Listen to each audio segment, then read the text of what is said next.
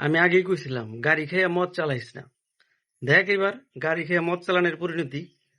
তবে একটা কথা হইলো কি, মানে এরা এতটা উগ্র হয়ে গেছিল গা, এতটা জঘন্য হয়ে গেছিল গা, যার পরিণাম হচ্ছে এই ডাকসু নির্বাচন।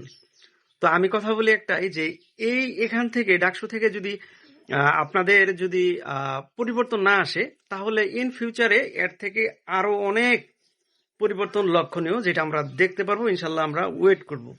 তবে একটা জিনিস কি, আমি মনে প্রাণে বিএনপিকে অনেক আগে থেকেই, মানে একদম শুরু থেকেই এই দলটাকে ভালোবাসতাম, কিন্তু 5 আগস্টের পর থেকে এদের আচরণে বহু আগে এদেরকে ত্যাগ করছি।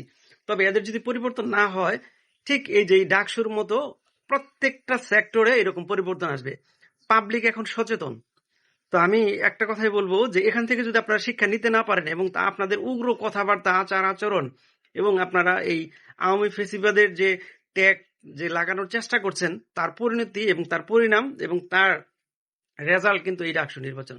সুতরাং ইন ফিউচারের জন্য আপনারা প্রস্তুতি নেন এবং আপনারা সংশোধন হয়ে ভালো কিছু চিন্তা ভাবনা করে সামনের দিকে আগানোর চেষ্টা করেন। তা না হলে কিন্তু ভালো কিছু আপনাদের জন্য ওয়েট করছে না। আশা করছি কথাগুলো বুঝতে পেরেছেন।